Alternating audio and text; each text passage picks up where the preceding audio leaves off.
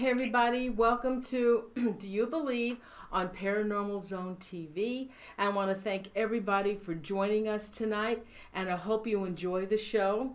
Tonight, my guest is Michael Fleeman. He is the author of True Crime, and we got a great show planned for you tonight. So with that, hey everybody, let's welcome Michael to the show. Hey Michael, thanks for joining us tonight. Well, thanks for having me.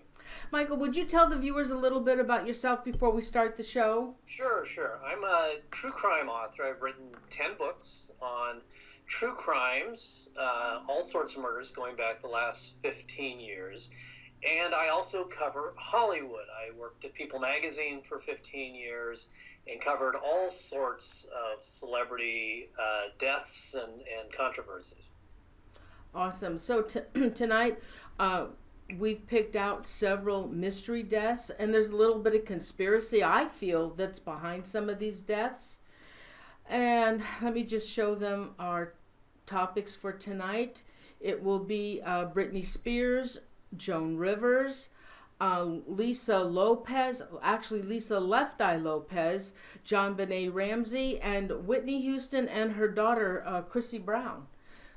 So why don't we start? Sure. If you don't mind, I kind of want to use the Prince death as a springboard. Yeah, go ahead.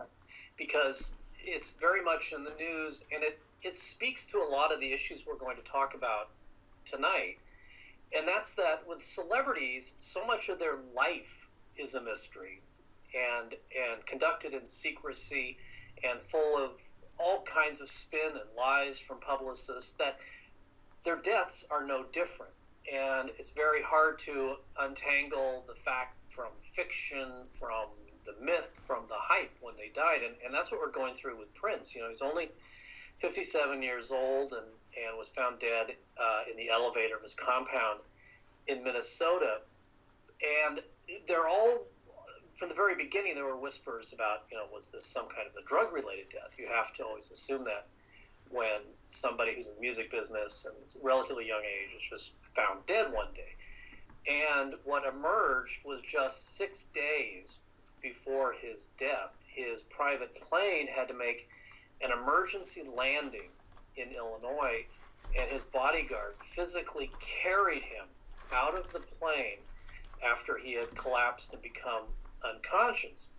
Paramedics were called to the airport. He was whisked to a hospital. And now there's all kinds of mystery and rumors swirling about what actually had happened and whether this was a drug overdose or what. And the fact that this happened just 6 days before his death. And just this morning, the Minneapolis Star-Tribune and some others are reporting that opioid medication, painkillers essentially, were found at the scene either of his death or nearby or somewhere in the compound. Others had said actually were found on him. And TMZ was posting photos of him, and if you can believe this, going to Walgreens just the other day to pick up another bunch of prescriptions. So, very, very, nobody ever knew he had any kind of drug issues, prescription or otherwise, when he was alive. And all of this is just coming out in the last week. And I think what raises sort of the specter of conspiracy, and when we talk about other celebrities, we'll see this more, you have to ask yourself, well, where is he getting all this medication? And how is he getting it? And is he being prescribed it under his own name? And is he getting special treatment in violation of the law because he's a celebrity? And you'll find out time after time, there's so many doctors and pharmacists who are so eager to be near celebrities that they will bend or break the laws to the detriment of the celebrities themselves. So Absolutely. As this unfolds, we're gonna find out whether or not there's some dirty doctors and pharmacists. Oh, well, absolutely. And they were talking about it on the news today. And they had actually, and I don't think they knew he had taken some of those, because they also gave him a shot to counteract what was in his body. Yeah, Narcan, I think it's called. It's a powerful jolt to basically, break him out of whatever he was in, according to one report. And I've covered this so many times, and when we talk about Michael Jackson, it's just the glaring example. But it's not always safe to be a celebrity. You think you have the best of everything and access to everything, and that kind of freedom and those kinds of resources, and the fact that so many people want to be around you and be your friend can, in many cases, end up killing you. Mm-hmm. Well, and that is what happened to Michael Jackson. Yeah. Yeah, and that was, and people are drawing the parallels now between Michael Jackson and Prince. Like Michael Jackson, we knew for years he had issues. We thought they were, child abuse, child molestation issues. But he had a lot of problems. I was going back, I was looking it up, and there were occasionally times when he would suffer these sort of panic attacks and have to go to the hospital. And I don't think, looking back now, that was really what was happening. But in the Michael Jackson case, he was younger. He was actually 50 years old when he died. And I remember it well. We covered it at People Magazine, and the first bulletin came over TMZ and then the LA Times, and Michael Jackson had a heart attack in the hospital. He might be dead. And it was unthinkable. You just think these people are too big, famous, or iconic to die. And as we started investigating, as the facts started coming out, he didn't just have a drug problem. He had a drug problem on a level, unheard of, and that he was taking this basically anesthesia called propofol, the kind of stuff that they give you when you have open heart surgery. And he was using it to help himself sleep after a long day. Yes, exactly. And that doctor that he employed, well, he was getting so much money that I think he was afraid that if he didn't give Michael Jackson what he wanted, that Michael Jackson wouldn't need his services anymore. Yeah, well, his name is Dr., or probably not doctor anymore, Conrad Murray. Yeah. And he was trained in the Caribbean, and he was one of a long series of doctors to Michael Jackson. It's not just the money. He gets to be around Michael Jackson. Yeah, exactly. And all the celebrities that may pop over into his home. Yeah, and the lifestyle and the traveling. Yeah. And there was all this testimony at Murray's trial. His girlfriend had been a stripper, and he'd be on the phone having sex talk with his girlfriend while Michael Jackson, he had an IV hooked up to him. I mean, can you imagine this? Some of us at the end of a long day, we might take an aspirin, have a drink, maybe pop a sleeping pill. He's got a surgical ward basically set up in his bedroom. Yes. And an IV drip with open heart surgery level anesthesia pumping through his veins, and he's still tired day after day. And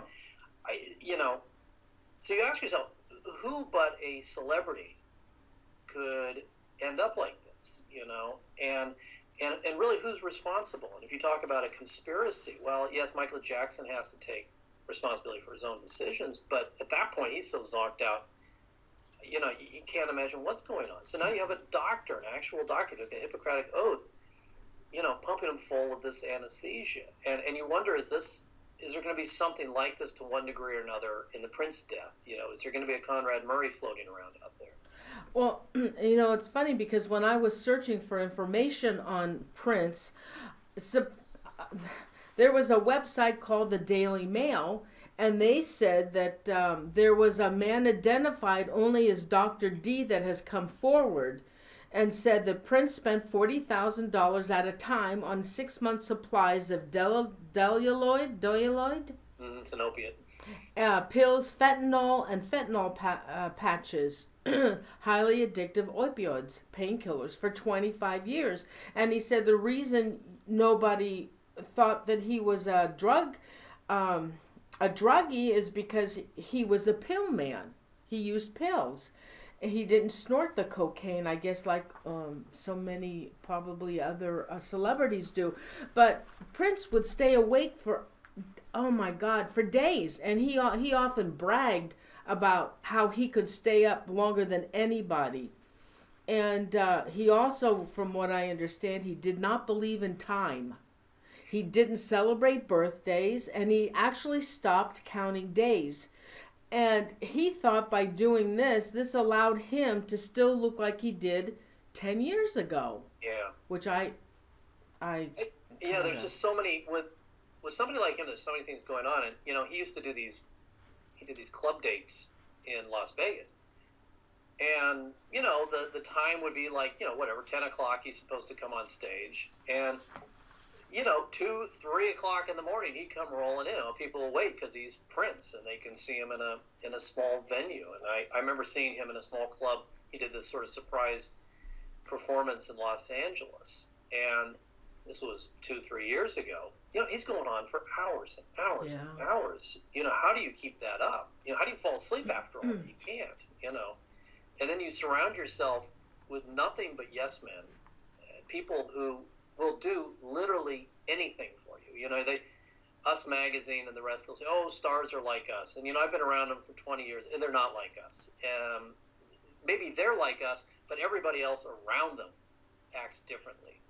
And somebody at the level of Prince can snap his fingers and get anything he wants whenever he wants it right now, including medication, prescription medication. And, imagine a lifetime of that and how that can all build and how that can sort of skew his perspective of the world. Yeah, it's really a shame, and I think that's what it's going to boil down to. It was prescription drugs. Yeah, I mean, the dirty little secret is it's not just celebrities. It's grandma and grandpa can doctor shop, and they're addicted. Many older people are addicted to prescription medication because the doctors don't compare notes. They don't. They don't. But Michael, those drugs are expensive. And unless you are very wealthy... I know, but you don't have to take a lot of OxyContin to become addicted. You really don't. I remember Elizabeth Taylor was addicted, she was addicted off and on too. for much of her life on prescription. Yeah, she was. Yep.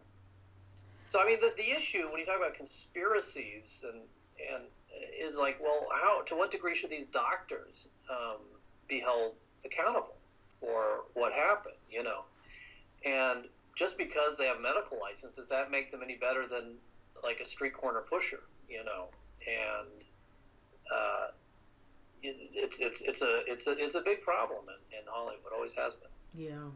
Well, I'm imagine they'll find that doctor. Yeah. Well, they served a search warrant. It was today on Prince's house, and so it's gone now all of a sudden to a criminal investigation.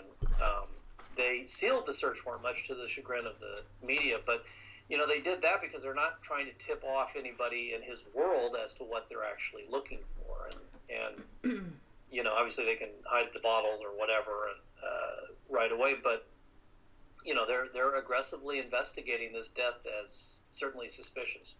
Well, the funny thing is, also in my search for Prince, I came across this article, and Prince's last Instagram, he posted his picture, and did you see this? And he said, "Just when you thought you were safe." Yeah, and it's eerie when we talk about Lisa Left Eye Lopez and her final video right before she died, and this kind of eerie sidelong glance she gives. And I know we tend to read a lot of things into these sorts of things after somebody dies, but it was striking. And if he knows he has a problem, and 6 days ago, or 6 days before his death, I mean, he was passed out in the hospital.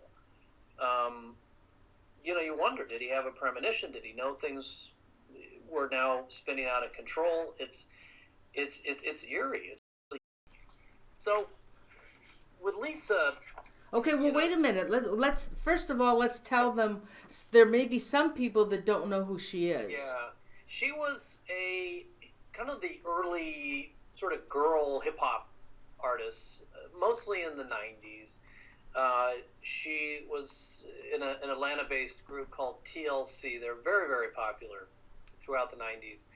And she was, famous, I would say, up almost until her death. She was, she was kind of a bad girl hip-hop artist.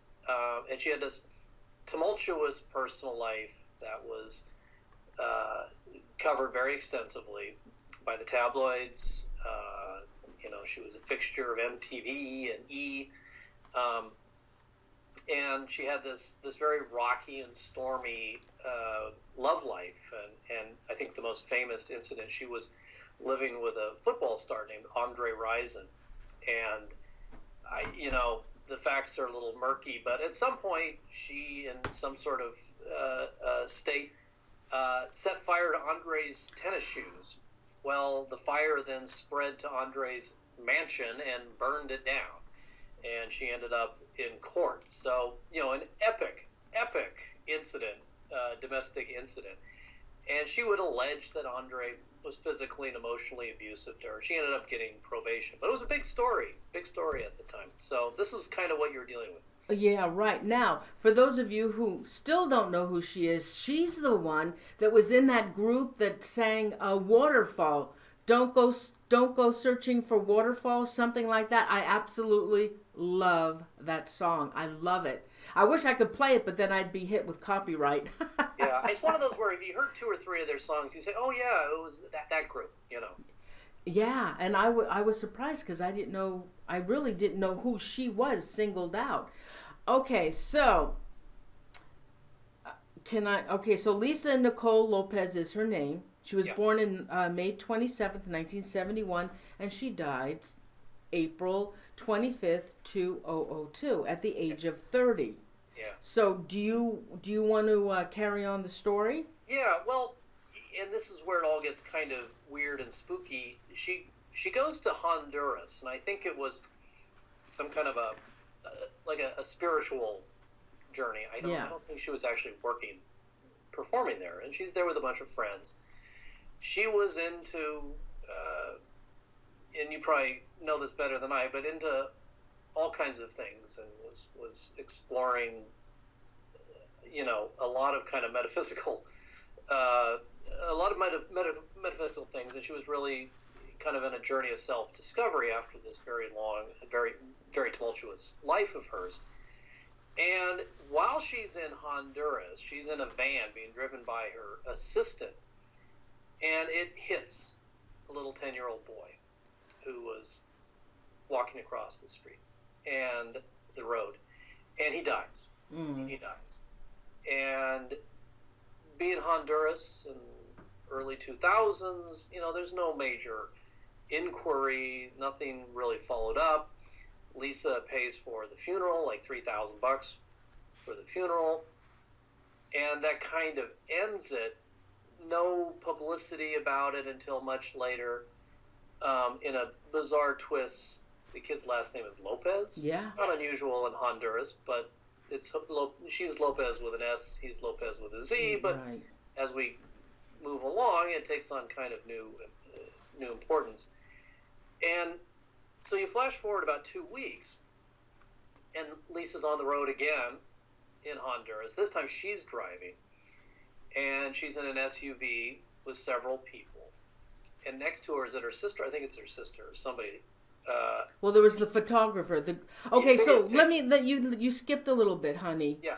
What she went to Honduras for, besides soul searching and doing some kind of spiritual stuff, she was having premonitions. She did have premonitions. And so she decided to do a documentary, I guess, on her life or the whole time that she was there. Now, why? It was a documentary. I don't know how far along it was, but it was kind of this whole idea that, she was having these dark premonitions. She was really in a weird place, and she wanted to document the whole thing. So it's all being sort of videotaped. Yes. And so while she's driving this day in April 2002, somebody next to her is videotaping what's going on. And it's all over YouTube. You can see this video. And as she's driving along this road, Lisa kind of looks over to her right and gives what now looks like a haunting and very curious look to the video camera. Camera then kind of scans to the women in the back seat, and then all of a sudden, swerve, you hear yelling, the car goes off the road, and then the video goes black. Well, what happened was she veered to miss one vehicle, ends up hitting another. Lisa gets thrown through the window of the SUV, ends up on the ground, and she's dead. And the other women in the car all survive. And, it's haunting on a whole host of reasons. But one, that this all happened just 2 weeks after a similar accident killed somebody with the same last name, that she was on this journey of self-discovery because of these premonitions, that she's videotaping the whole thing. And the more you look at the video, and the more you look at that sideways glance, it's just haunting. And again, if she just driven down the road and nothing happened, I guess we never would have thought twice about it. But it's a look that's knowing. It's sort of like something's going to happen, and something does. So this has triggered all sorts of speculation and theories. Was she killed in a revenge for this other kid? Did she commit suicide because of her grief over all this? Or was there something else going on? But it was all very kind of strange and odd and mysterious, and people are talking about it to this day. Well, I have an issue with this video. I do have the video. I do have a little clip of that video. I'll show it. Hold on.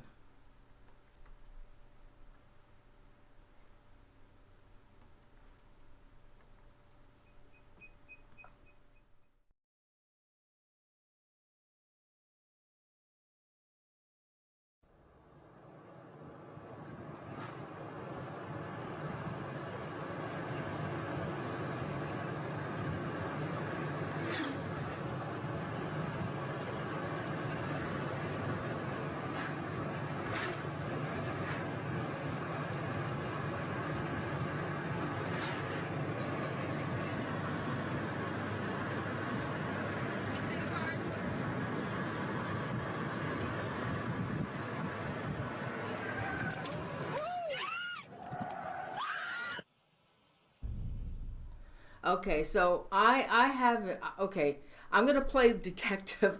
I'm going to do my little detective thing. Okay, first of all, okay, so she goes to Honduras, okay? I saw some of the documentary that she had put together. Yeah. Now, when I hear documentary, I think in my mind, movie, okay? When you do a documentary, of course you're going to want to make a documentary interesting so people will watch it.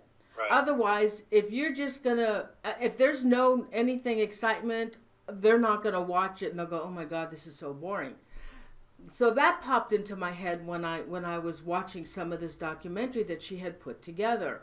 Another thing is, in this now, from what I understand, Michael, is that she did at one time before she staged her disappearance. Now, I couldn't find that anywhere else except on my search for her, but supposedly she at one time did. She did stage a disappearance. Now, this girl seems to have a lot of problems. Yes, to say the least. And okay, so another thing with this, with this car crash, out of 7 people, you mean to tell me that she's the only one that got killed? I find that hard to believe. The only there is an explanation. She was also the only one not wearing a seatbelt in the car, supposedly. But yeah, it is a little odd. It is a little odd. And people can see this called, I think it's called The Last Days of Left Eye. Right. And that's another thing. Yeah. VHS showed this video on their channel. And if that was really the case, I would be surprised that they would show something like that. I know there was no dead bodies involved. I know, and this is sensationalism to me, and that's also probably why they showed the documentary, because of that ending scene. Otherwise, why would they show it? So Yeah. another issue I have with this is that in this picture here, where she's turning around and looking at the video photographer, to me, and she's saying something. She did that for a reason. Yeah, that was the part that I just can't, and a lot of people can't shake. It wasn't just hey, how's it going, or what are you doing? It was this very kind of knowing, meaningful look, and it's haunting.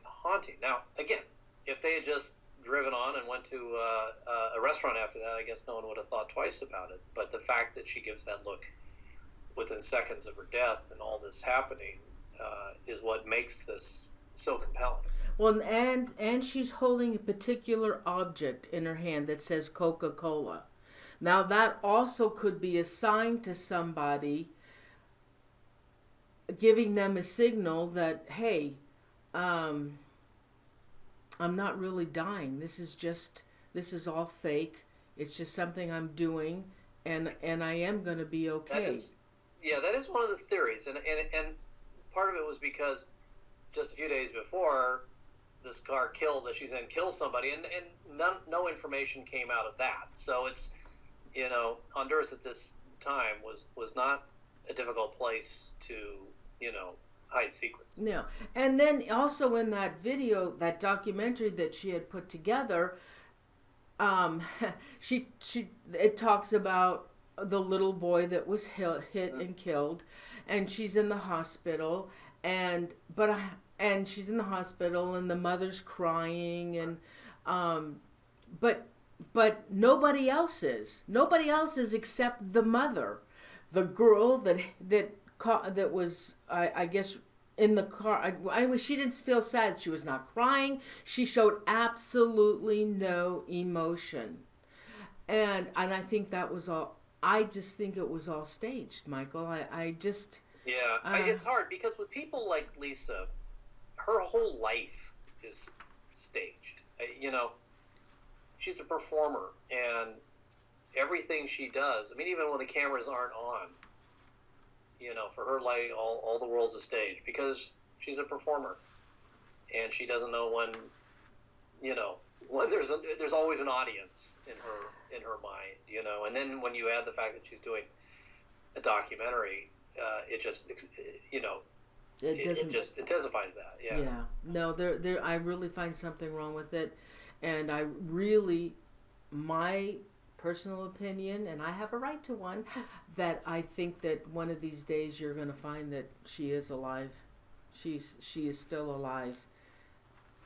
And maybe maybe this is something that she thinks by maybe doing this and staging her death, and then all of a sudden, a couple of years from now, she appears, that her music will be accepted and she'll become more popular, because she was losing popularity from what I understand. And she had a single out and it didn't make it flopped. Yeah, she had gone solo. Her TLC days were behind her. Yeah. That kind of music was behind everybody,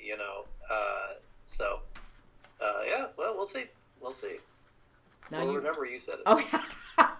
Well, I'll have my video. Yes. All right. Yeah, it's working. Yes, it's working. Let's see. Well, how about Britney Spears? Let me find Brittany Murphy. Brittany Murphy. Yeah. All right, hold on. Let me see if I can find my notes on that. Oh, here she is. All right. So let's talk about Brittany Murphy. Yeah, Brittany Murphy. So anybody who saw Clueless knows who Brittany Murphy is. She was a very popular actress in the 90s.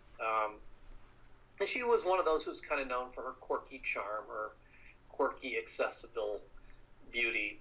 And she played Ty, the ugly duckling, in Clueless, the one who gets the makeover and becomes beautiful.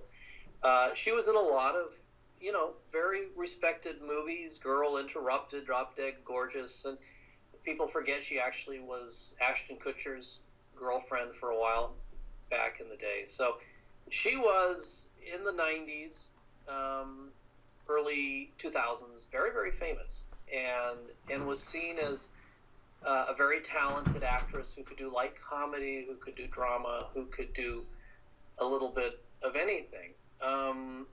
The first kind of weird part in her life is when she married this screenwriter, Simon Monjack, and he was a screenwriter with air quotes. I don't think he had too much of a career. He had some credits or shared credits, but people in the industry went on the record, and I can assure you, people rarely say anything bad about anybody else in Hollywood, but people went on the record saying, he was kind of a con man, allegedly, one of these hangers-on users, and they were very surprised that a woman as, sweet and famous and talented as Brittany Murphy would hook up with somebody like this, and that caused a lot of consternation, and it sort of was, it was sort of the beginning of the end for her. That was 2007 when she married him, and immediately there were rumors of drug use. Her weight went way down. She became extremely skinny, and that always sparks rumors of cocaine use. He was alleged to be a big partier in Hollywood, and there was a real deterioration in Brittany Murphy, and it ended in December of 2009 when fire department was called to her house, and she had collapsed and ultimately was pronounced dead of cardiac arrest at Cedars-Sinai. Right. Didn't they say also it was from pneumonia and anemia as well? Well, that's what we know now. I remember as we covered it at the time, it was what? She was, I can't remember, she was 30-something. And 32. 32. It's like, 32-year-old people just don't tend to keel over like that. Of course, being in Hollywood, you immediately suspect a drug overdose or something. So, no, there wasn't the initial even autopsy finding was natural causes, is what they said. They were very guarded. But there was a box, I remember they checked, it said deferred when they asked, when it said state cause of death, it said deferred. It was sort of like stay tuned. And it wasn't until a second round of announcements, and they might have even done toxicology tests, when they said that she had died of pneumonia and iron deficiency that was exacerbated by multiple drug intoxication. Oh. And this was, again, reminiscent with Prince. These were prescription medications, and it was some serious stuff. It was the kind of stuff you would take, if you had a really, really bad bout with the flu. But it wasn't cocaine. It wasn't, they didn't find heroin or anything like that there. It was just this odd combination of pneumonia, iron deficiency, and prescription and non-prescription. She had over-the-counter stuff in her system, all conspiring this very young woman. And so it didn't make a heck of a lot of sense. I've never heard of anyone dying at that age of that combination. And so that was strange enough. And then 5 months later, in the same mansion, her husband dies. Yeah. Of the same weird cause, this combination of pneumonia and anemia, iron deficiency. Right. And so now you got these back-to-back unusual deaths, both young people, even factoring perhaps drug use and partying, that sort of thing. It's still very, very strange. And so all kinds of questions were swirling about, what's going on in this mansion, And ultimately, a theory was floated, and it was by Brittany's father, and her mother embraced it, which is that there might have been a mold problem. There might have been some kind of toxic mold in the mansion, and that had caused or contributed to these two mysterious deaths. But Michael, don't you find that kind of strange? No, it's strange and difficult. But wait a minute, the mother lived with them. So how come those So two why died? did she get the mold? Exactly. None of it made sense. And then the father floated, and they hired like a private scientist to sort of, evaluate the autopsy findings. And then he said, well, there were traces of heavy metals. Right. He had the father had a private hair, blood, and tissue sample done by the Carlson Company. Yeah, and so they found these, and then the coroner came back and said, well, that's because she dyed her hair a lot. You see that elevated levels. Oh, no, but the toxology report did specify. It did, and the explanation from the coroner was it was from the hair dye, and that people who dyed their hair a lot tended to show the same elevated levels of heavy metals. That was something in the hair dye. Simon didn't dye his hair, as far as anybody knows. No. So, and the mother didn't die, and it was just weird. And okay, that's what the coroner said. Yeah. But when the father, because he said, and he even went on Good Morning America, that there was something odd about this whole thing, that he believed both of them had been poisoned. So he had ordered this toxicology report by this Carlson Company, and it came back showing that it had detected 10 heavy metals, 10 toxins that were way above recommended levels. And they also specified that it could have been a third-party perpetrator, and it was likely a criminal intent. Now, I know. So you got to read all that with a grain of salt, because if you hire any kind of private lab with an agenda, I can't tell you how many times, lo and behold, they come back with the finding that you want them to come back with. Oh. And there's a big difference between higher than recommended levels and will kill you. It just means she had a little bit more of this stuff in her system than people think you should have. And what did the father do? He suddenly and just as mysteriously dropped this whole thing. Just dropped it. He did? Yeah. Oh, I didn't know that. Because the mother sued, but I still find it strange. The mother lived in the house. She didn't die, but the other two died. And she filed some kind of a malpractice lawsuit, and I guess she won, but they didn't disclose. Yeah. And this goes back to kind of what I talked about in the beginning, about how famous people live lives that are already mysterious, that we don't get the same kind of information, that they can seal documents, they can, strike these private deals. If you have money, that can shut people up. And all of a sudden, just one day, the Brittany Murphy thing just went away. And we didn't hear about the dad, we didn't hear about the mom, we didn't hear about toxic metals, we didn't hear about heavy metals, we didn't hear about mold, we didn't hear about anemia, we didn't hear about, flu medication. It just died. And they don't want to reopen it. And there were a couple of stories, they asked the coroner, do you want it? Like, no, we're happy with what happened. So. Oh, somebody was paid off. Listen, okay, now what about this other thing that I read about this case? Let me find the picture. Okay, this. She became friends with a Julia Davis, a Homeland Security whistleblower, and she defended Julia. And I guess this Julia found security flaws that allowed terrorists into the U.S., and she exposed these flaws, and then that girl, I guess, was branded as a domestic terrorist. And according to her father, she was afraid to even be in her own home because she was really sure that she was under government surveillance. She was being followed around, and she believed that her phone was being tapped. All right, so then what, they killed her with mold? I mean, come on, No, I don't think it was mold. I think she was poisoned. Well, if she was poisoned, the toxicology report would have easily found this. I think a more likely scenario is that we're dealing with two people whose systems were weakened by their lifestyles.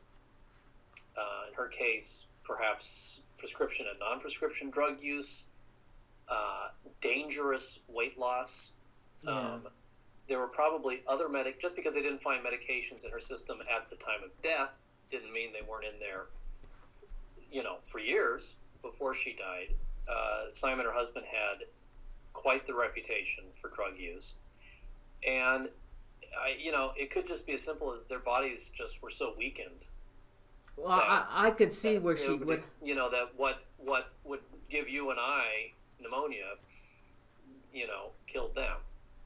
I don't know. It's an interesting thing, because the fact that we're still talking about it. Yeah, really. And I could see where she'd have anemia.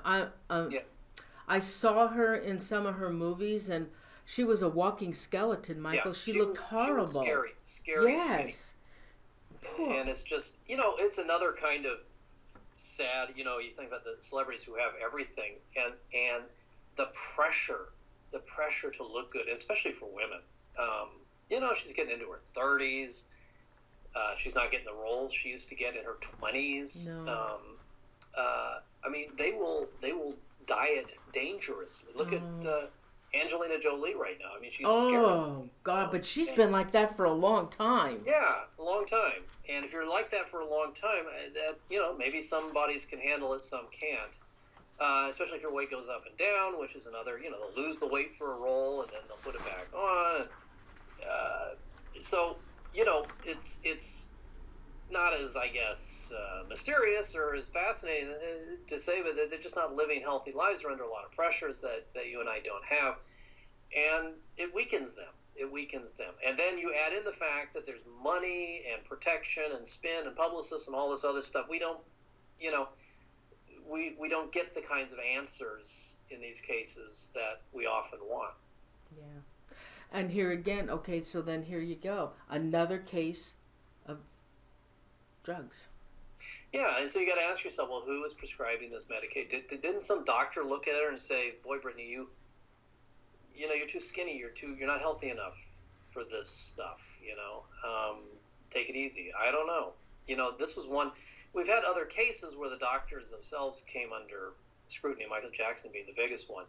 But somewhere out there is somebody prescribing this medication and somebody filling this medication. We haven't talked about Anna Nicole Smith, but that's a classic example, of, she was being loaded with stuff that she had no business being prescribed, and yet she was.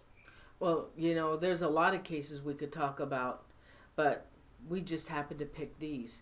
Yeah. All right, now, this one. Whitney Houston and Bobby Christina Brown. This one is like Shakespearean in its tragic elements. I think we all know who Whitney Houston is, or was. I think we forget that near the end, Whitney was really in decline. Really in decline. She was no longer, frankly, able to sing. And if you look around hard enough, you could probably find some video of her final performance, or if you want to call it that, in a club on Grammy Week. Right. She died, and she's trying to sing "Somewhere Over the Rainbow." No, what was that? I can't remember what she was trying. She was trying religious song. Yeah. I'll find it in a second, but she was supposed to sing "Somewhere Over the Rainbow" at the Academy Awards, and she couldn't do it. And the musical director fired her. She would start singing Rainbow, and then she would sing another song, and and near the end, her voice was, here she would hit notes that very few human beings. She was unbelievable. And she's raspy, and from all the smoking and the. Well, she had done a concert in Australia, and they walked out. Yeah, they walked out on her. That whole final tour was a disaster. And people wanted their money back, and she would miss dates, and, it was a mess. And so near the end, she was, really, really in a bad place. And, she had initially denied it. She'd been married to Bobby Brown, and, you can only imagine the kind of influence that was on her. And initially to Diane Sawyer, she denied that she had smoked crack, but maybe dabbled in other drugs. Well, then with Oprah, she kind of admitted that she did drugs, and the proof was there. And I remember working that working that week was a very big week at People Magazine. The Grammys were coming up, and everybody kind of hangs out at the Beverly Hilton before the Grammys. And Clive Davis, who's a big producer in the music business and was sort of the mentor to Whitney Houston, was like a father. Were you there? Yeah. And we covered it. We would cover the Clive Davis. It was a big kind of party before the Grammys, and every year they would honor Clive Davis and all of his sort of, finds and people he discovered, and biggest names in music who were very, very loyal to him would pose for a big group picture for People Magazine. We used to arrange this huge group picture, and they would have a dinner at the Hilton, and they would sing for him and all this. So it was already a big news event. Lots of reporters and everybody were milling around. And Whitney Houston goes to her room at the Hilton, and she is discovered unconscious in the bathtub where there was some water, and she's pronounced dead. And it was stunning. I mean, even though we knew she had problems, it was stunning. It was tragic. I always remember like her first appearances on The Tonight Show, and she was so young and naive and beautiful and talented and had the whole world ahead of her, and then to end up dead in the bathtub, drug problem was just horrible. Anyway, the cause of death, I think we all know, it was drowning. Basically, she had a heart attack in the bathtub and drowned. Oh, and is that what it was? Yeah, it was related to heart disease. So she had a heart attack or passed out, blacked out, or something like that. But the heart problems were exacerbated by the drugs.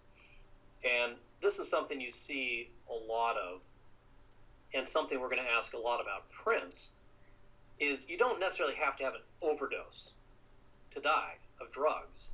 You just abuse your body for so long that it just can't keep going anymore. And cocaine especially is very, very hard on the heart muscle. And it, causes hardening of the arteries. It causes all kinds of problems that you normally don't see until somebody is much, much older. So you'll see a lot of heart attacks among people who would abuse cocaine. And so they said it was drowning, exacerbated by heart disease, exacerbated by drugs. And that's what ultimately killed him. Yeah, but they were also concerned because there was supposed to be somebody watching her. Yeah, and but if you're Whitney Houston and you say, get out of my room, they get out of your room. I mean, that's the weird thing. These are people who are they're both vulnerable and helpless, yet powerful. And these celebrities who have all these problems and are so fragile and need to be, like you said, watched, but who's paying the person watching them? She is, right? So they can snap their fingers and send away their little minders. So it's more complicated. You can't, the other Britney Spears, she had to be put under, and still is living under kind of a court supervision because she can't take care of herself. Britney Spears can't write a check unless, on her own volition. And so, yes, somebody had to probably be assigned to watch her and keep an eye out on her. But if she says, get the hell out of my room or whatever, they're going to get out. Now, what about Bobby Christina? So Bobby Christina was born, that's her daughter with Bobby Brown. And Bobby Christina was born, I think, in 1993, which is an interesting date because 94 is when Bodyguard came out. I'll Always Love You. Her biggest hit was a year later. And I remember when Whitney Houston, she was at the American Music Awards, AMAs, and I think she won, and she brought, it was a huge year for her, 94, 95, and she brought her little baby up on stage. And, which is cute, and it's a lovely moment, but it kind of symbolizes what was to come for Bobby Christina, which is that she's going to be living in the spotlight her whole life, by by no choice of her own. Mm-hmm. And look, Whitney Houston decided to become a singer, become famous, and she did a reality show and concerts and blah blah blah. But Bobby Christina didn't choose that life. She was born into that life. She wasn't a performer. She wasn't a singer. She was nothing but Whitney Houston, Bobby Brown's daughter, and all the baggage that came with it. So Bobby Christina is growing up with her mother and father on tour and performing, and then she was a teenager, that just awful train wreck of a reality show in Bravo, being Bobby Brown, and some of you probably remember it. Oh, it was so awful. I couldn't watch it. It was so bad. I felt so embarrassed for Whitney Houston. I couldn't watch it. I remember seeing it, and it was just awful. It was awful. And if it was awful for us, imagine if you're their daughter, So, she grew up in the spotlight, grew up with all the baggage and problems that her parents had, and so it could not have been an easy life. No, but I think I think Christina did want to be into the limelight as well, because I saw some videos of her that she put out on YouTube singing. She wasn't the greatest, and some producer made her sing on a video, and it was horrible. And he said, "Oh, that's good, that's good." Well, I don't know why he told her that. That was not right for him to tell her that. Because it's the same reason why a doctor wants to be a doctor for Michael Jackson, and somebody's willing to prescribe tons of medications, and they want to be around a celebrity. So if you kiss Bobby Christina's butt, maybe that endears you to Whitney, the big star. There are sharks, a lot of sharks around, and you can't trust anybody because they all want something, and I'm sure that by trying to suck up to Bobby Christina was seen as a way to try to, get into Whitney Houston's good graces. No one cares about Bobby Christina. No one's looking out for her, and her own parents aren't looking out for her. So she had to kind of grow up on her own in this very, very difficult circumstances. And in 2012, she gets engaged to this guy named Nick Gordon. Now, Nick Gordon, she called her my big brother. He wasn't technically her brother or stepbrother or adopted brother, but they did grow up together in this house, I think in Atlanta, together. And it was very scandalous even within the Houston family. It was almost incestuous. I think Sissy Houston, her grandmother, said something along those lines. This was just horrible. You can't get engaged. He's so much like a brother to you. It's kind of gross.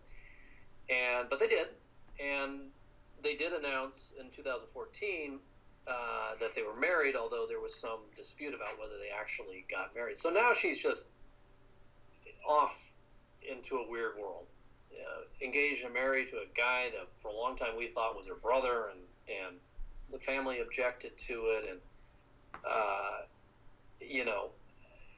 there are some signs that he was not a good influence on her, although I think he now disputes that. In fact, I think he was on Dr. Phil today, if somebody wants to look for Nick Gordon's appearance, giving his side of things.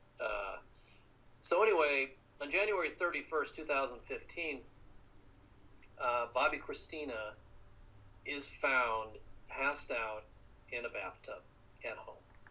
And, that just sends chills down your spine, that she would end up exactly the same way her mother did. That's really weird. Yeah, it was bizarre. And it's very much kind of this was another one of these situations where we never got a lot of straight information. It's Fulton County, down in Atlanta.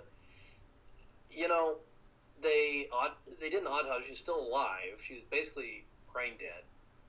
So there's no autopsy or anything at the time.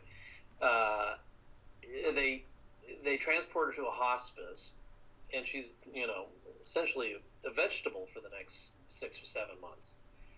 There's some dispute between the family and her care, and between Nick and Bobby and Sissy, and Bobby Brown and the Browns and the Houston never got along with each other, and then he throw in this weird Nick Gordon guy, and and I guess the kind of unspoken thing in the background is that Bobby Christina is the heir to the Houston estate. We're talking like $100 million. See, and I heard when Whitney died that she didn't have any money, that she was broke. I don't know where all that money came from. She might have been broke when she died, but you find out, like with Michael Jackson, and we're going to find out with Prince, a lot of these folks are worth more dead than alive. Cost a lot of money to keep Whitney Houston alive and traveling and all her expenses.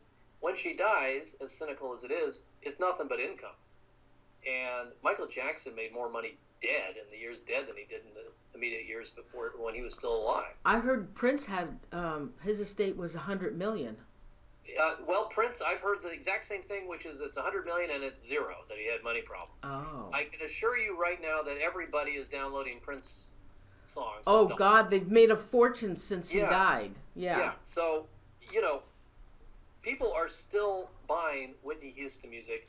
Whitney Houston music is still, being played in movies, commercials, whatever. So, no matter how you look at it, Bobby Christina stood to inherit a lot of money. Right. A lot of money. And so she was worth a lot. So you add that whole element in. And, do people care about her? Do they care about the money? Whatever. And there was a lot of, I'm sure, behind the scenes wrangling about what to do, and should they, end life support, because, there was nothing going on there. And so finally, July 26th last year, just last summer, she was declared dead in the hospice. She was only 22 years old. I mean, what a life. But all that went on in those 22 years. Now, when they found Whitney, she, like you said, she had bruises and she was unconscious. And Bobby Christina, the same thing. She had bruises and she was unconscious. Now, I think, God, I can't remember which one it was. I think it was Bobby Christina. They thought she was placed in the bathtub. Right. And a lot of this comes from the fact that we're not getting clear information out of the coroner's office from authorities. And, it's been a weird, I've not covered it as a reporter. I've been following Bobby Christina as just a member of the public. But what happens is, when you withhold information, you're not completely transparent, people fill in those gaps with all kinds of theories and ideas. And, I just think transparency is always the better way to go. And for whatever reason, we're not getting a lot of clear information out of Fulton County, Georgia. And even when they finally did the autopsy, what we find is no obvious underlying cause of death and no significant injuries. All right. Now, I read that to this day, they have not made her autopsy public. Now, there's only been portions of it. Although TMZ, just the other day, had more details. And they were reporting that she died or that she was immersed face down in the water, or her face was in the water. Yeah. A complication with a mixed drug intoxication. That is marijuana, alcohol, cocaine-like substance, morphine, and anti-anxiety medication in her system. In other words, basically the same thing that happened to her mom, that she was in the tub and passed out, or somehow became overcome by drug intoxication, and those things combined. Now, I also read that an Secret Service agent, John A. Cameron, has come forward, and he said their deaths were no coincidence. Yeah, I don't buy it. I mean, they're no coincidence only insofar as they lived exactly the same kind of tragic lives, or being haunted by the same kind of personal demons. And I don't think anyone's going to sit here and say anything other than the fact that these were very tragic deaths. If you're going to hold anybody accountable, you have to ask yourself, where did Bobby Christina get marijuana, alcohol, coke-like substance, morphine, and anti-anxiety drugs, and they thought it'd be a good idea to leave her alone in the bathtub. I mean, there's this question of the people around them and what liability they should have. The people, like you said, who were not watching Whitney Houston, or the people who were providing her with all these drugs, prescription and otherwise. There have been lots of questions about Nick Gordon, right, and what his role is in all this, because he's the one who found her in the tub along with his friend. And he went on Dr. Phil and said, well, first he went on Dr. Phil and stomped out. I don't know if you remember that. No. Didn't want to answer the questions. And now he came back, and just this week, and he's saying, well, he kind of admitted that they had drug problems, although I think he kind of acted like his problems post-dated the discovery of her in the tub, and he couldn't deal with things. The Whitney Houston estate, not Whitney Houston, the estate for Bobby Christina has filed a wrongful death lawsuit against Nick Gordon for millions and millions of dollars, essentially blaming him for her death. Now, this is in civil court. It's not a criminal action. It's her family, her relatives blaming him. And that is very active right now. And so he's got to be very careful what he says, because not only does he have to worry about being arrested, he has to worry about, losing this major lawsuit.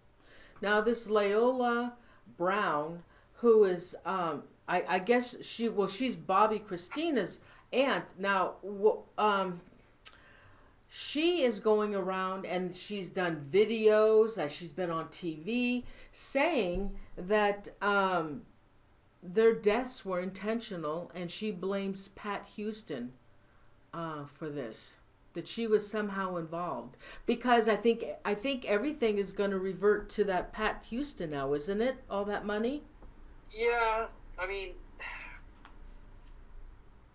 I think it's more subtle. It's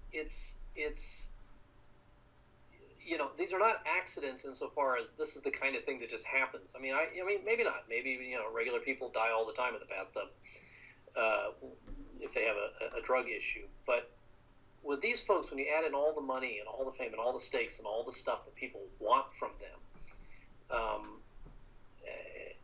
and the way they're treated, no, I guess on one level it's not an accident. It's this perfect storm of celebrity and money and power and influence and ego, and then you throw in the fact that they are actually human beings with problems, and problems that can't be treated and taken care of the way the rest of us could, despite all their money and resources, then no, it's not an accident. But I don't want to ascribe any kind of conspiracy theory to either one of them. Well, Leola will keep saying that for anybody that will listen, and who knows, because if Pat is going to inherit all that money, who knows, Michael, really. Yeah, money, sometimes money means more to somebody than maybe. I mean, we don't know what was going on behind the scenes. Maybe her and Bobby were fighting. Maybe they weren't getting along. Maybe she really didn't like Bobby Christina and figured, I want that money. Yeah. That's everyone's motives are always suspect when money and fame are involved. It just everything gets warped, and you can't look at any of these cases the way you would look at any other death case, because heaven only knows. Right. Oh, okay. All right. Next. You want to talk about Joan Rivers, because this is another case. Oh, you want to do Joan Rivers? Yeah. Okay, wait a minute. All right, hold on. Let me find my notes. Oh. All right, hold on, everybody. Oh, my gosh. Oh, yeah, here they are. Okay. All right, so just in case, now, some people may not know who Joan Rivers is. Yeah, I mean, she's the legendary comedian, groundbreaking woman comic. She was 81 years old. She'd been famous for a long, long, long, long time. Near the end of her life, very, still very vibrant, very active, very famous. She was on, what was that, Fashion? Oh God, the Fashion Police. Fashion Police. So she and her daughter Melissa, they were known for their catty comments on red carpets, and they were able to parlay that into a television show. She, God bless her, had a very active social media presence. She was always just still on TV. She was, she was really chugging along at age 81. Right. And she always said she was the only one that was able to get away with saying what people were thinking, and she would say it. Yeah, that was it. She was blunt, and she would be sort of, you're it. She would say these things, and she would say it and she was, had kind of a feminist bent. She would say things from a woman's perspective that maybe a lot of other women would want to say, but didn't think they could get away with it. So she was a real trailblazer on every single level. And the important thing is that she was, she could have kept working for years and years and years. She had not slowed down a bit. No. At age 81. And so in the summer of 2014, August, she had gone in to an outpatient clinic in Manhattan for a throat procedure. And it was supposed to be something kind of minor, nothing that you would go into a hospital for. And at some point during the procedure, she had complications and she stopped breathing. And they had to rush her to a real hospital. They put her in a medically induced coma. And just a few days later, on September 4th, 2014, she died. Never came out of the coma. And this was stunning because, unlike the other people we've talked about, there's no history of drug abuse or, she took very good care of herself. And she was 81, but she was in great health and was still at the top of her game. And how can you go in for a minor throat procedure and then just die?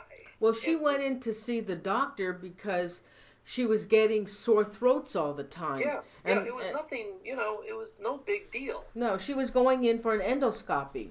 Yeah, they were just going to scope it out and see what was wrong. Well, allegedly at some point,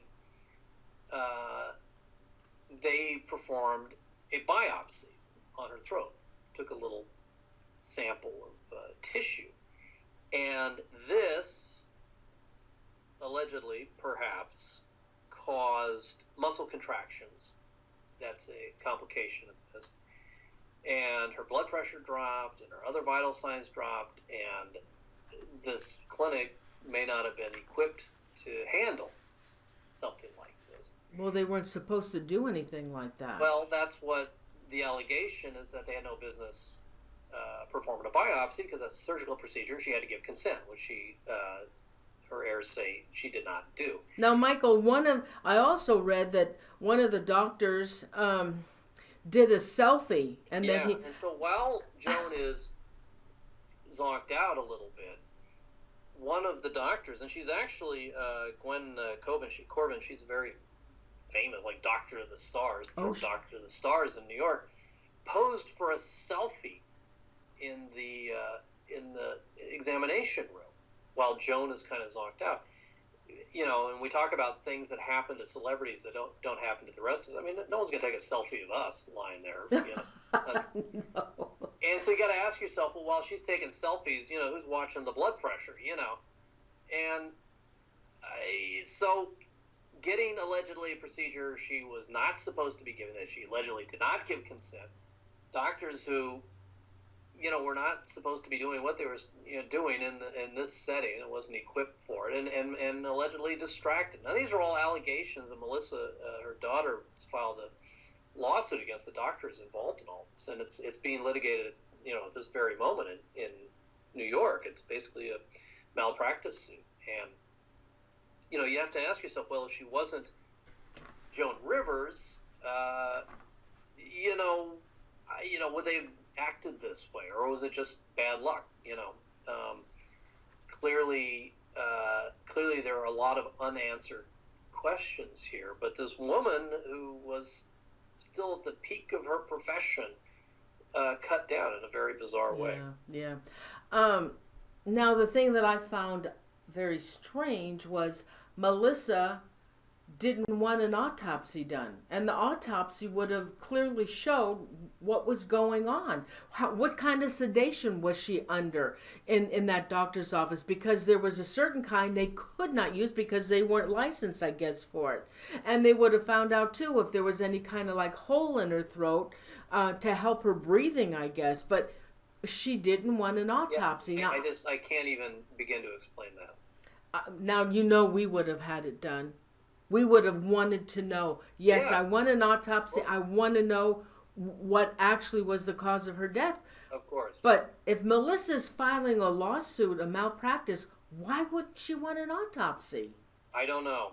And that may be some ammunition and something that these doctors can exploit, because one of the doctors was fired from the clinic, and the rest of them are fighting for their professional lives. Well, I think they closed that office down. No, it might have.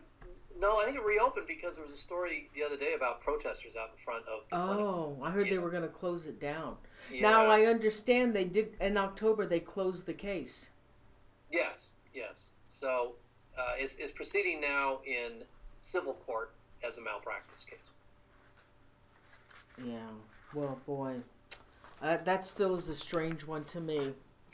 Yeah, I think we're going to be finding out a lot more in the next few months about what really happened there. These people, the doctors have to testify. They're going to be subpoenaed. They got to testify under oath. It's going to be interesting to see what comes out. All right, and our last one, let's see, John Bonet. Yeah, the mother of all true crime stories. It's a little atypical for the theme because John Bonet became famous after she died. She wasn't famous before, but it's one of those cases that I think we're always going to be talking about. Yeah, it's still talked about. Yeah. Yeah, a little, and now with true crime. Oh no. Okay, guys, hold on.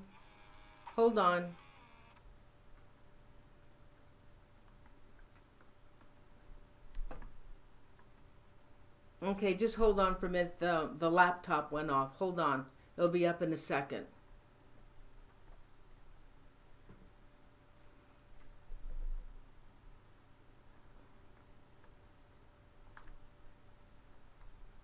Sorry, guys. It'll be up in a second.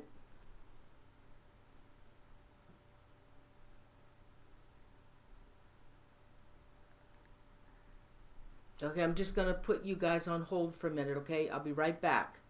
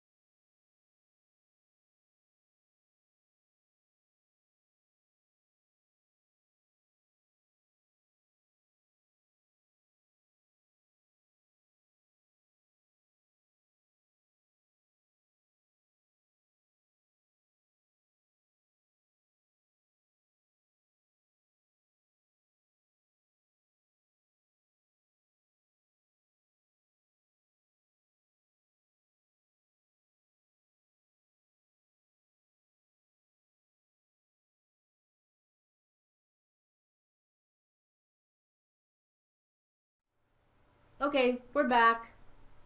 All right, so continue talking about John. Yeah, so Bonet. JonBenet is, she died. We're coming up on the 20th anniversary of her death, December 25th. She'd be, what, 26 years old? Yeah, 20. Can you believe that? Yeah. I mean, that little girl frozen in that, those little dresses and the big hairstyles and stuff. And she'll be forever 6 years old in our minds. She'd be a woman of 26, coming up on 26. It seems like it just happened. Yeah. And so it was 20 years ago. And I think that the facts are pretty well known, but I can recap them for you. She was Go ahead. family somewhat well-to-do in Boulder, Colorado. Her mother was one of these pageant moms, Patsy Ramsey, and she would take. Michael, your audio was really loud. Isn't that weird? How's that? Go down a little bit more. Okay. How's that? Yeah, go ahead. Her mom was a pageant mom and took JonBenet on all these, beauty pageants. Beauty queen, little 4, 5, 6-year-old beauty queen, wearing these frilly dresses and a whole subculture that now, we know about with reality shows, but at the time was very shocking, I think, to a lot of people. Anyway, on December 25th, Christmas Day, JonBenet disappears. And the parents find a ransom note. And the ransom note asks for $118,000, or you're not going to get your little girl back. Well, but tell them, though, that the strange part about that was an exact sum of money. Okay, go ahead, tell them. Well, why don't let's hold on for the sake of suspense. All right. They get the $118,000 back, which is a bizarre number. I mean, who asked for $118,000? Which is weird. They say don't call the police. Well, the Ramseys wisely call the police anyway. A cop comes out, does a cursory search of the house. They don't find anything. Then a little bit later, another detective says, "Let's do a little more detailed search of the house." They do a little more detailed search of the house, and in the wine cellar, they find little JonBenet. She has a nylon cord around her neck. Her wrists are tied up over her head, and she's covered in her favorite little white blanket. And she's dead. And immediately, police suspect, as they should, the family. Mm-hmm. It's a dirty little secret that anytime something bad happens to a child, if they die, it's usually the mother. And it's hard to believe, but statistically, that's just what it is. As in any crime, you start with the people closest to you and you work your way out. So if you look at homicides of children, it is overwhelmingly either the mother, the father, or a boyfriend. And so that's what they focused on, the Ramseys. And there were some compelling evidence. You mentioned the dollar amount was very, very close to the exact amount that the father got as a bonus at work. Exactly. So, I mean, what are the odds? Also, a garrote had been used around the rope to tighten it. It was a paintbrush, and that had been used to tighten the rope. And when they searched the house, they found the bristles to that paintbrush in Patsy Ramsey's art box. And then there were some suggestions and indications that the ransom note had been written in Patsy Ramsey's handwriting. Exactly. Well, didn't they do a handwriting analysis on that? Yes, there was a number of them. And it was, handwriting analysis. It's not like fingerprints. It's very, very subjective, but some findings there were indications that parts of it were written in her handwriting, parts were not. There's also the issue of the pineapple. Little JonBenet had eaten pineapple shortly before her death. They found the bowl that had the pineapple in it, and she had this older brother, I Burke. forgot his name. Burke. Ramsey, who was a couple of years older than she was, and his fingerprints were on that bowl. And so a couple of theories emerged very early on. One was that Burke or the mother got angry and harmed little Jean-Benet. There was some suggestion that the mother was angry that she was still wetting her bed. And either in fighting her out of anger, accidentally killed her, and then they staged this whole, scene and the ransom note and stuff to try to cover it up. And that was kind of the theory for a long time. And in fact, a couple of years later, 99, we now found out that a grand jury voted to indict the Ramseys for murder. Right. But the DA at the time refused to sign off on the indictment, and so they were not charged. No, weren't they cleared? Well, eventually, but not in 99. And so what was going on behind the scenes, and Larry Schiller has written a really good book about it. It's called Perfect Murder, Perfect Town, if you're interested in the case, is all this inner turmoil between the city of Boulder and the police department, and people are not agreeing with each other. The crime scene was poorly handled. Family and friends were literally trampling on evidence. They did not collect enough forensic evidence at the scene to properly process the scene because they were so sure it was the parents, I guess. Detectives disagreed with each other. City officials, DA, everyone was at odds. And they thought maybe the FBI should be brought in because we're dealing with, stuff a little more sophisticated than the Boulder, Colorado Police Department could handle, but they didn't bring them in early enough. So, the general consensus was that police and authorities bungled the case. And if you bungle the case, you ruin the evidence. The crime scene is not preserved. You can't trust anything that follows. And so, yes, eventually there was a big finding. This is years and years later.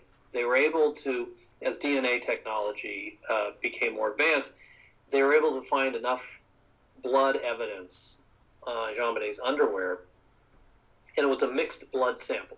It was her blood and somebody else's blood. And they were able to identify through DNA blood from an unknown male. And they ran through all the databases and didn't come back to any family members, and it didn't come back to anybody who'd been arrested. And so this basically convinced authorities to officially clear the Ramseys. And to go back to an earlier theory, which is that it was some kind of intruder or a burglar. Right, that they got in through that... that window. Yeah. And among the many things at the crime scene they didn't preserve was, the ground under the window. It was a mess. And, there were theories that, maybe it was some weird kid beauty pageant groupie pervert guy, They found dozens of registered child molesters in the neighborhood. There were hundreds of burglaries that were going on at this time. So, a lot of potential leads. And so, meanwhile, Patsy Ramsey died of cancer. Ovarian cancer. Yeah, in the middle of all this. And, But, I think her but father Michael, remarried. you know what? I remember when they interviewed her on when this all happened and they were talking with her on the news. And I remember looking at her, and she is talking about what happened to her daughter, but she never had any kind of, it was just like an image that mouth was talking with no emotions at all. There was no tears coming out of her eyes, and she did not even have any terms of endearment for her. It's just, what did she say? She didn't. The Ramseys did not do themselves any favors throughout this thing. And, the problem is police both rushed to judgment and bungled it at the same time. And so if Patsy Ramsey did have anything to do with it, if this unknown male was, I don't know, whatever, somehow, or who knows? I mean, now everything's so screwed up, nobody has any clue what happened. We try to read a lot into how parents, this went on in the Scott Peterson, Lacey Peterson case, how people react after somebody's brutally murdered. And I think we have certain assumptions but Michael, about how people should act. And, and I got to say, if anyone's ever been on television, it's a very artificial environment. It's all very weird. It's all very surreal and distracting. So you got to be very careful what you read into people's demeanor when they're on TV. Michael, there wasn't one time. No, I know, but you're used to being on a show, and if you're sitting in a studio and your daughter's been murdered, and people are throwing questions at you, I agree. She did not come off. But it was not only her; the father as well. Both of them. But I'm just saying that's not evidence. Okay, that's not evidence that you can use in a court of law. What's evidence is shoe print impressions and DNA and, fingerprints and all that sort of thing. And they didn't properly process the crime scene. And the cops were not on the same page, and there was all kinds of political, craziness going on in that town. So if she was guilty or if she was not guilty or if she had something to do with it, she knew something or was covering up for somebody or what, we'll never know because they screwed it up so badly from day one. Yeah, I don't think the investigation was done quite right. No, and both the lead detectives, resigned from the police department for different reasons. One because they thought the parents were guilty, and one because they thought that it was an intruder. Nobody was agreeing with each other, and it's what happens if you don't. I mean, sometimes. Here they thought they had a slam dunk case, and they just didn't do what needed to be done, even to sustain and build a slam dunk case. And so now, 20 years later, I just can't imagine we'll ever know what happened to that poor girl. No, I don't think so. I think it's just one of those cases, and I don't. And there were no other murders like that in that area after that either. There are probably no other murders like that ever anywhere. I mean, how many 6-year-olds get strangled to death with a paintbrush around a nylon cord? I mean, it just doesn't happen. That's not how little kids die. They get thrown, they get slapped, they get hit, they get punched, by their parents in anger. But no one. I mean, this elaborate, weird thing with the ransom. It's also bizarre, and because it was so bungled in the beginning, no one will ever know what really happened. Yeah, and there was what's that guy's name? John Mark Carr, who was a school Carr, teacher. who confessed. Yeah. But when the DNA came back and it wasn't his, I mean, look, people go back to the Black Dahlia case. How many people confess to that? Everyone confesses to these things. There's so many weirdos out there. I mean, there's a guy dressed as a hedgehog today with a fake bomb made out of candy bars and went into a TV station. I mean, there's just some crazy people out there, and people, for whatever reason, want to confess to crimes, but the DNA exonerated. Yeah. No, I don't think that case will ever be solved. No. It's certainly do you think there's any kind of cover-up in there? I mean, it's so screwed up. What would you cover up? Who knows? And the sad thing is that, I mean, Patsy Ramsey dead now, but no matter what anybody ever says, let's say that the family's completely innocent, but it's still gonna follow them. Followed her to her grave. It's gonna follow the father. It's just there's always gonna be this cloud. Yeah. I wanted to ask you something. This is not. Oh God, the guy that's on death row, the one that killed Lacey Peters. Scott Peterson. Yeah. Okay. When I saw that, I watched the whole thing on television when it was televised, and I thought for sure that he would never get found guilty. And I thought, how can they possibly find him guilty? There was really no evidence, even though his emotions, he didn't show any emotions, and there's a case right there. Yeah, it's funny you bring that up. I went to the documentary film festival in Palm Springs, And there's actually, it doesn't have distribution, but there's actually a full documentary raising the question that you just did, which is, why was he found guilty? And it looks at all the kind of factors involved, the media hysteria, the fact that the case was transferred to another court, some very questionable decisions that the judge made.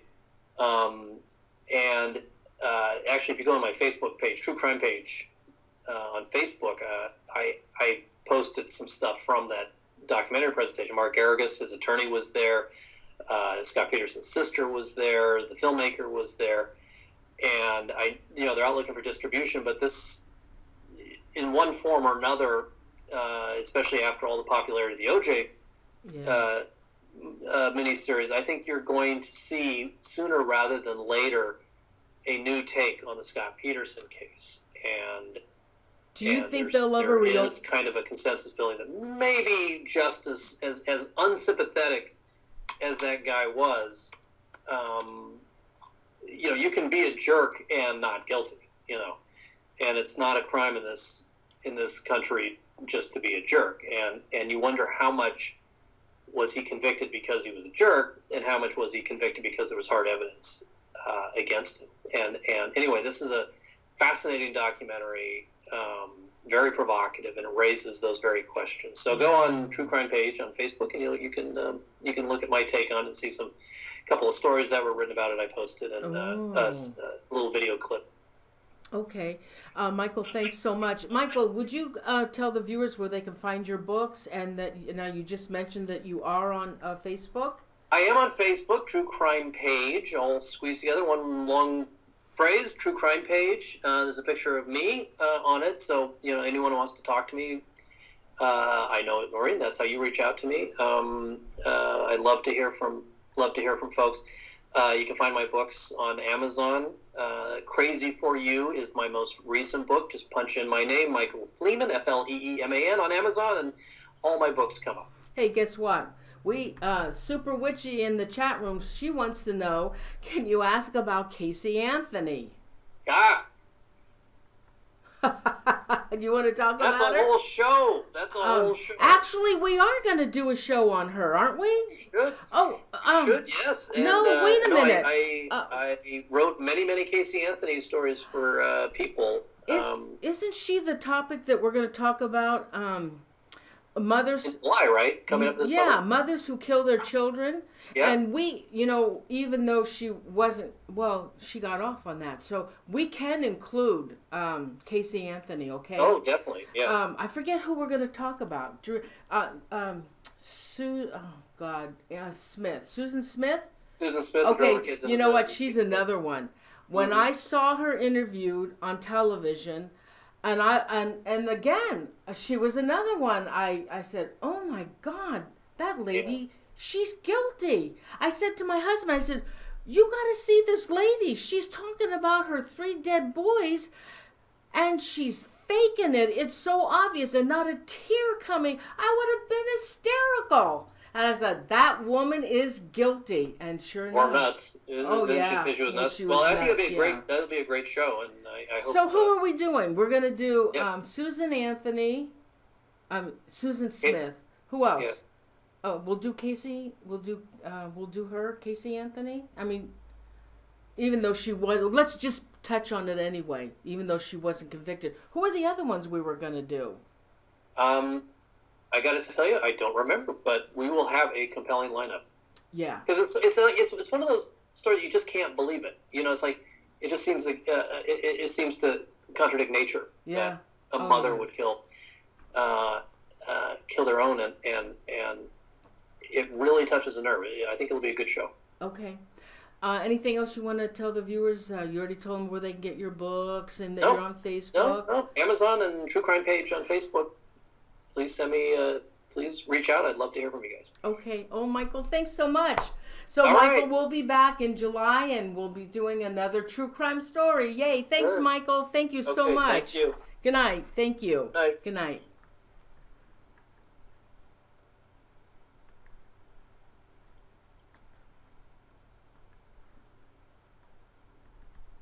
Oh, that's weird. Okay, guys. Thank you. Hold on. Let me cancel it. Thanks so much. Did you guys enjoy the show?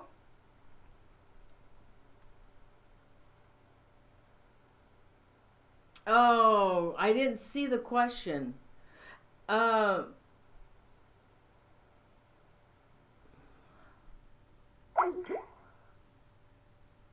okay, so we are going to do another show on, and he's coming back.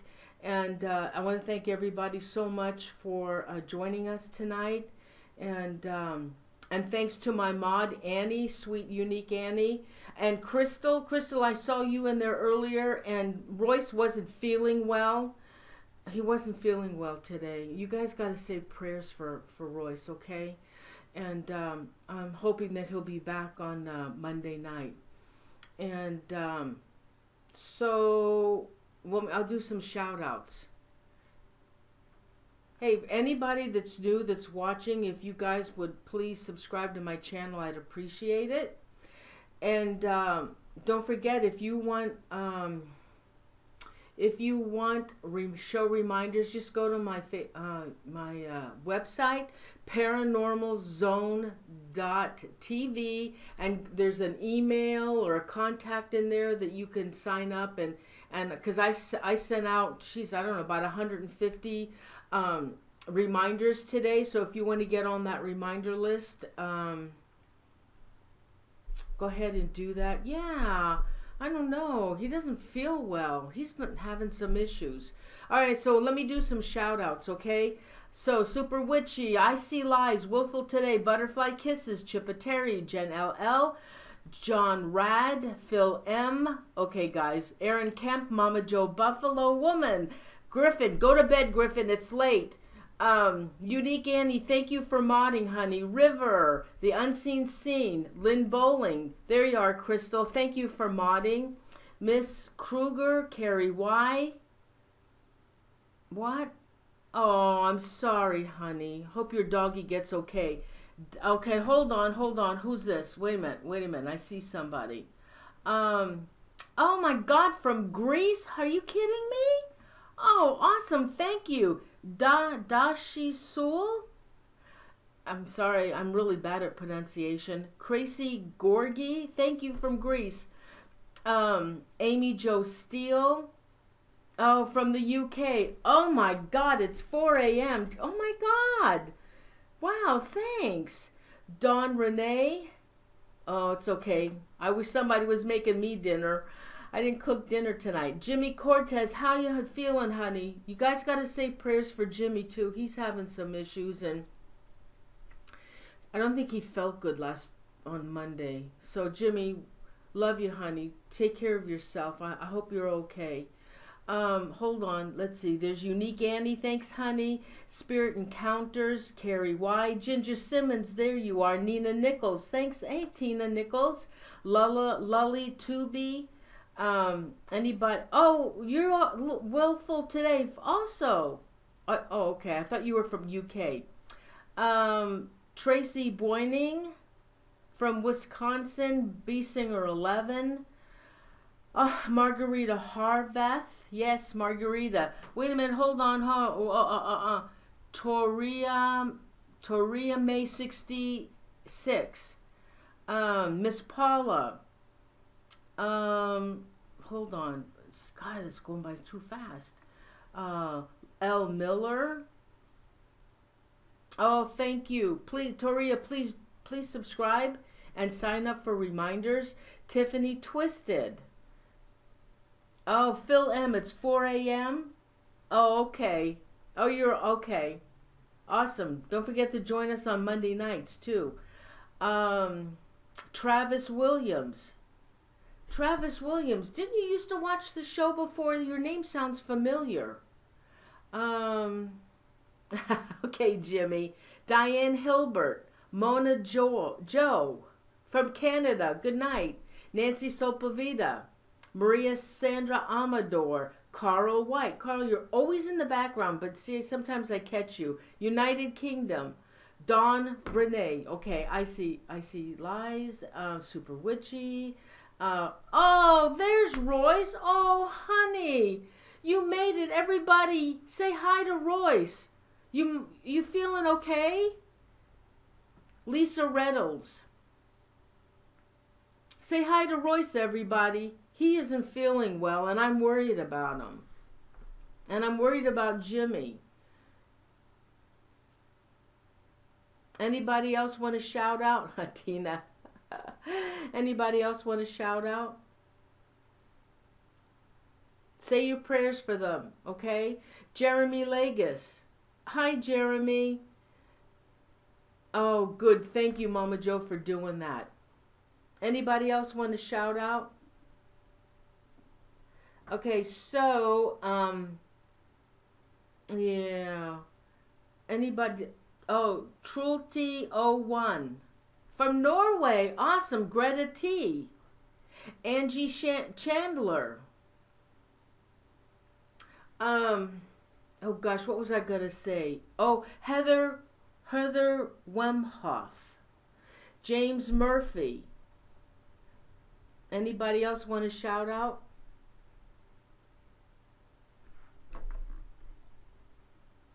Karen Hirsch. Let's see, what's this?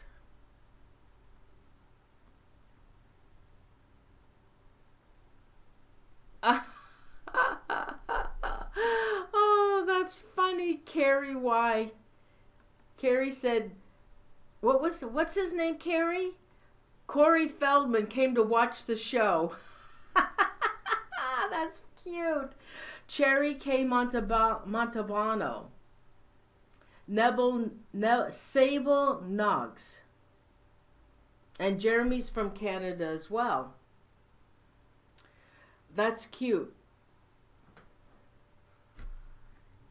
That's funny. Okay, so Monday, don't forget Monday, another one of the horsefly experiments. Corey Feldman, yeah. Oh, hi, Anita. Bunny's right here. Come here, Bunny. Come here, Bunny. Bunny's right here. Oh, here's Bunny. Say hi, Bunsy. Say hi. Lolly Tooby, I did say hi. Oh, again? Okay. Here's Bunsy. Say hi, Bunny. And she was sleeping. Okay, guys. So don't forget now, Phil can't do the show on Thursday. So I need to I need to get a replacement for the show on Thursday. I'll find somebody. I'm gonna have to change the guests around, I guess. So Phil will do his show, which is gonna be. I mean, that show is gonna be awesome. He's gonna tell us all things that we've been dying to know that he's been holding back.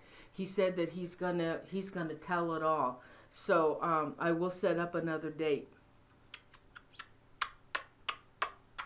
Okay.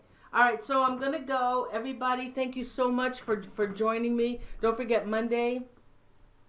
And listen, I'll have a great weekend, everybody, okay? Massachusetts in the house. Oh, thanks, James. James Murphy. Okay, so yeah, I love my kitty. So everybody have a wonderful weekend, and thank you so much for joining me every week. You guys are so awesome to just, I mean, it's so awesome to have you guys come in every week. I'm really thrilled to see you every week, and so nice to see the same chatters, you know. And maybe we can get it going and get more joining the PZTV family. So everybody have a wonderful week. Be safe. I love you, sweet Annie. This unique Annie also. And be safe. And I love you guys. I want you to know that I love you guys. And I so appreciate you joining me every week. I really do. And so have a wonderful weekend, and I'll see you guys on Monday, okay? Thanks, guys. Love you guys. Thank you so much, and thank you all to my mods, Crystal, Royce, and Unique Annie, Sweet Annie, okay? Good night, everybody. I love you guys. Good night. I love you. Good night.